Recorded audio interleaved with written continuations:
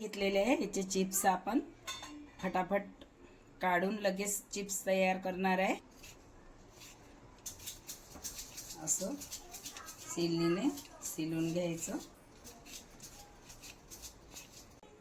सिलून झालेले आहे। याला पाण्यात घालूया। पाण्यात घातलेले आहे। आता तोपर्यंत आपण नंतर याचे चिप्स पाडायचे। चवीनुसार मीठ घालत आहे।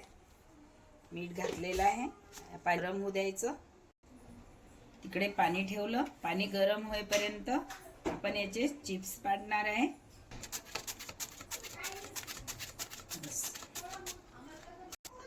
चिप्स पातळ पातळ छान पडलेले आहे। आता आपण गरम पाण्यातून काढूया। घालत आहे। चिप्स छान झालेले आहेत। तुरंत आणि फ्रेश। आपल्याला जर चिप्स खाऊ वाटले तर दुकानातून विकत आणल्यापेक्षा एकदम फ्रेश चिप्स बटाट्याचे बनते। थोडं बेकिंग सोडा घालत आहे। थोडा घालायचा, जास्त नाही घालायचा। हे यामध्ये हे चिप्स घातलेले आहे। जास्त बॉईल नाही होऊ द्यायचे।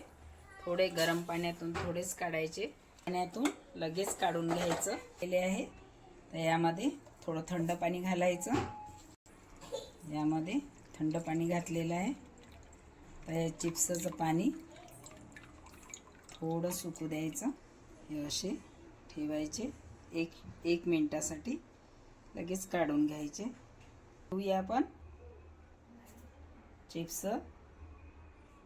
याला पाणी चिपकलेलं असते म्हणताना मी कापडावर टाकलेले आहे। आता याला कढाई ठेवून ते करते आहे, मग काढते आहे। यामध्ये तेल घालत आहे। बघा ते टाकलेलं आहे। बघा किती मस्त आणि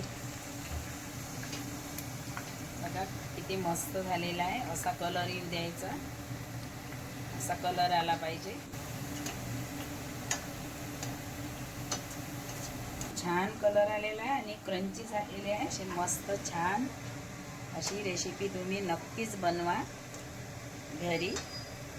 नवीन नवीन पदार्थ मुलांना द्या। खूप आवडीची आहे। चिप्स तोडून दाखवला तर माझ्या चॅनलला सबस्क्राईब करा, शेअर करा, लाईक करा आणि बेल आयकॉन दाबायला विसरू नका। धन्यवाद। थँक्यू।